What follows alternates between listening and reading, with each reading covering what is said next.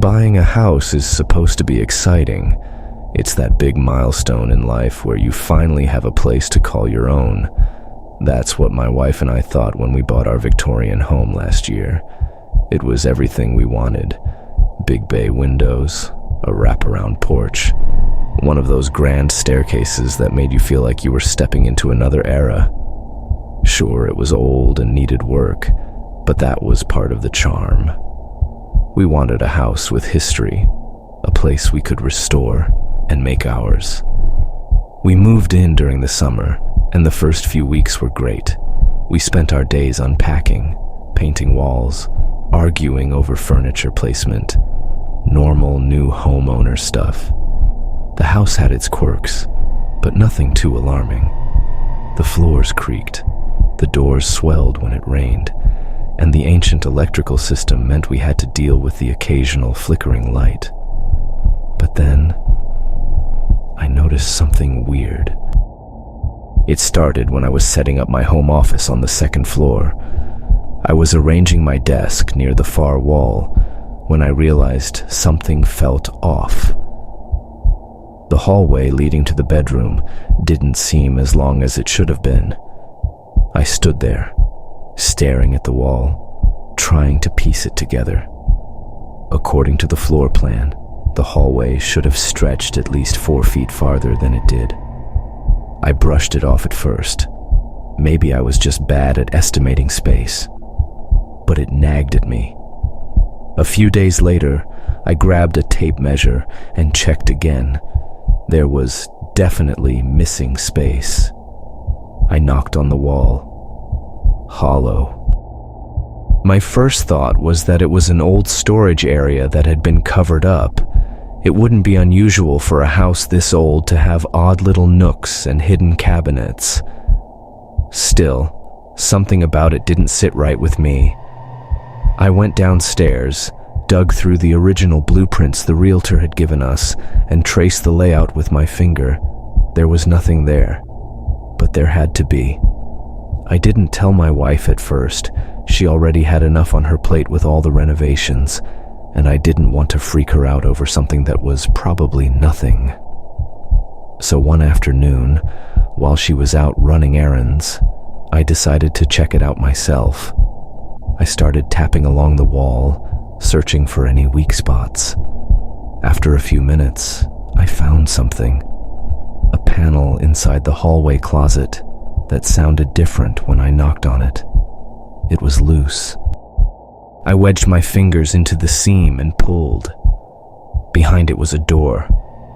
It was small, barely big enough for a person to squeeze through. No handle, just a simple latch. The wood was different from the rest of the closet, like it had been added later. My stomach knotted up. Something about it felt wrong. Still, my curiosity got the best of me. I unlatched it and pulled it open. A gust of stale air rushed out. The room inside was pitch black. No windows, no ventilation. Just 4 walls, a floor, and a ceiling, and scratches. Deep, desperate claw marks covered the walls. I stood there, frozen, my breath caught in my throat. The marks were long, uneven, human. Some were low to the ground, like someone had been crawling. In the center of the room was a single rotting mattress. No blankets, no pillows, just a stained, filthy mattress. The smell hit me then. It was sour, like sweat and something old, something rotting. I stepped back so fast I nearly tripped. My gut was screaming at me to shut the door and walk away. Then I heard my wife call from downstairs. "Did you say something?" I didn't. My mouth was dry. My hands were shaking as I slammed the door shut and pushed the panel back into place. I practically sprinted down the stairs. My wife was standing in the kitchen, her forehead creased in concern. "You okay?" she asked. I opened my mouth to tell her everything, but hesitated. "Yeah," I lied. That night, I barely slept. The house felt different. I kept waking up to tiny noises, shuffling like something moving inside the walls. Once, I swore I heard scraping coming from the closet. The same closet with the hidden door. The next morning, I told my wife. I expected her to laugh it off or tell me I was being ridiculous. But the second she stepped inside that room, her face changed. She didn't have to say anything.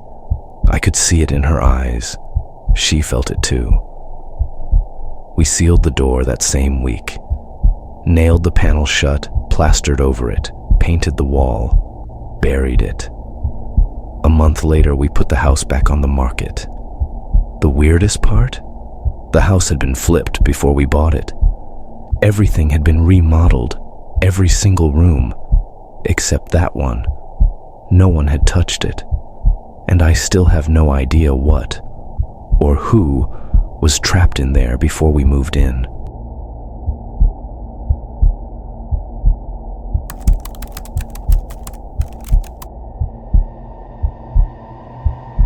When my boyfriend and I rented our first house, we were just excited to finally have a place of our own. It was a cute little bungalow, old but charming, with creaky hardwood floors, a big bay window in the living room, and a backyard that had been neglected for years. The landlord was chill, maybe too chill. He handed us the keys, walked us through the place, and everything seemed normal. But as we were leaving, he casually dropped, "Oh, and the basement is off limits. Don't go down there." At first, I thought he was joking. I even laughed a little. I mean, who says that? But his face didn't change. "Just leave it alone. The door stays locked." For the first few weeks, we didn't think much of it. The house had its quirks. The doors stuck when it got humid.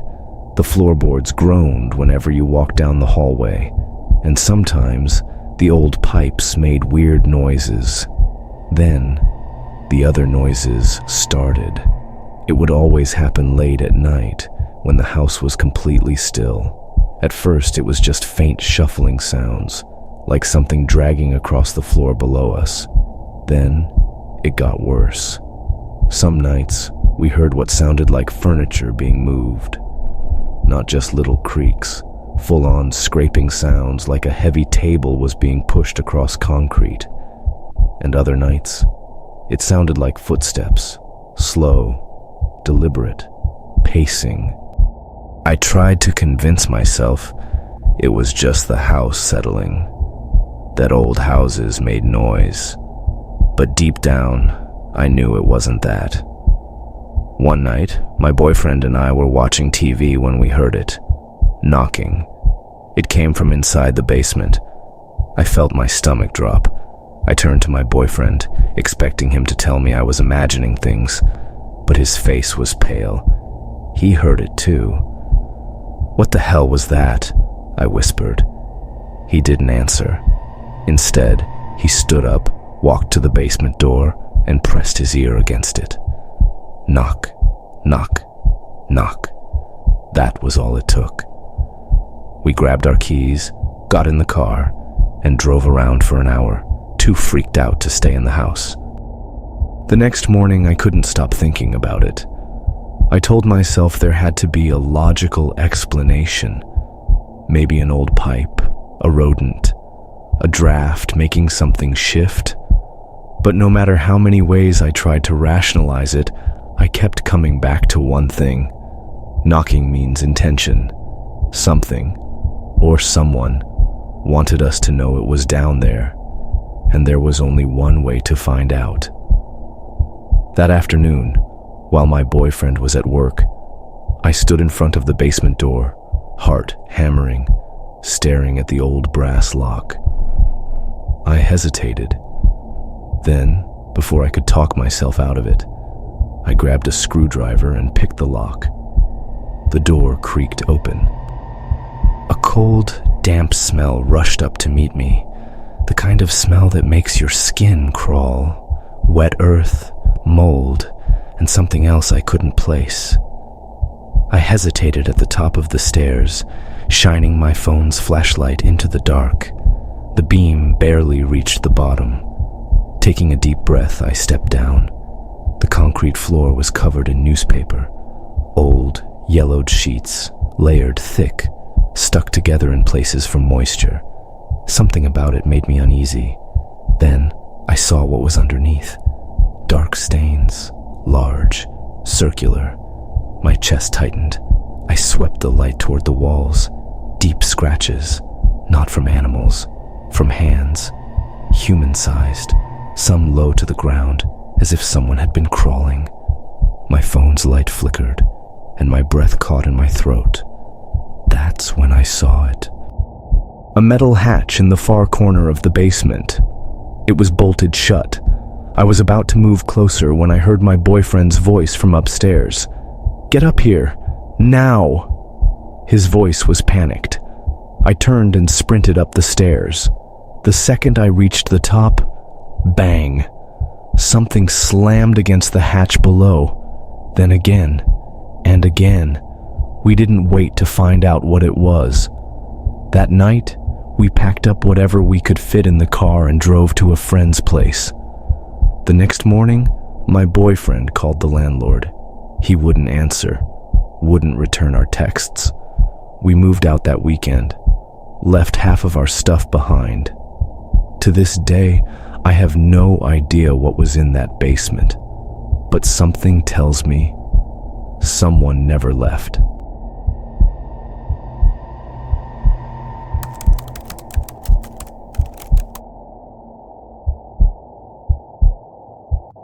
The night we moved into our new house, I was exhausted. The day had been a blur of unpacking boxes, assembling furniture, and trying to keep my 4-year-old daughter, Lily, entertained while making the house feel like home. She had been so excited about her new bedroom. She picked the one with the big bay window that let in just the right amount of moonlight at night. By the time bedtime rolled around, she was out like a light. I tucked her in, kissed her forehead, and went downstairs to clean up the last of the moving mess. I had no idea that would be the last normal night we'd have in that house. Sometime after midnight, I woke up to screaming. It was Lily. My heart jumped into my throat as I scrambled out of bed and ran to her room. She was sitting up in bed, her tiny hands gripping the blankets so tightly her knuckles were white. Her chest was rising and falling in quick, panicked breaths. I immediately assumed she had a nightmare. Maybe the stress of moving had gotten to her. I sat beside her, smoothing down her messy hair. "Sweetie, what's wrong?" Her bottom lip trembled. Her little voice came out in a whisper. "Mommy, who was in here?" I felt my stomach drop. "What do you mean, baby?" I tried to keep my voice calm. She swallowed hard, then pointed, not at the closet, not under the bed, but at the doorway. "He was standing in the door." A shiver ran down my spine. I turned toward the hallway.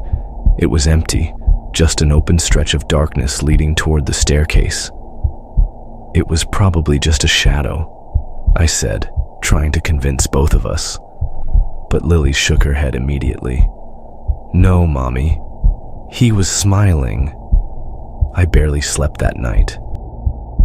The next morning, I told myself it was just her imagination. Kids see things all the time. Shadows, shapes, weird tricks of the light. It didn't have to mean anything. But then, the house started to change. At first, it was small things. Lights flickering, doors creaking open on their own, strange cold spots in random parts of the house. Then Lily started acting differently. She refused to go to the bathroom alone, even during the day. She didn't want to play in her room anymore. She always wanted to sleep in my bed. One night, I caught her staring at the hallway. "Lily, what are you looking at?" She didn't answer right away. Then, in a voice that made my skin crawl, she whispered, "He doesn't like you." My breath caught in my throat. "Who?" She wouldn't say. That was the night I saw him. I had stayed up late watching TV, trying to distract myself from the uneasy feeling that had settled in the pit of my stomach ever since we moved in. It was after 2 a.m. when I finally turned off the TV, and that's when I felt it. That awareness, that cold, sinking feeling of being watched. Slowly, I turned my head toward the hallway, and there he was, a tall, shadowy figure standing right outside Lily's room. At first, my brain couldn't make sense of it. He wasn't a person, not exactly. His form was blurry, shifting slightly like a heat wave in the dark, but I could feel him staring at me. Then, the worst part. He smiled, not with his mouth. I don't even know if he had a mouth, but I felt the smile. The moment I locked eyes with him, he vanished. We moved out 6 months later. I never told Lily what I saw. I didn't want to scare her more than she already was. But then, a few weeks after we left, the new owners reached out. They asked if we had ever noticed anything strange about the house. Their son had woken up in the middle of the night, screaming about a man standing in the hallway.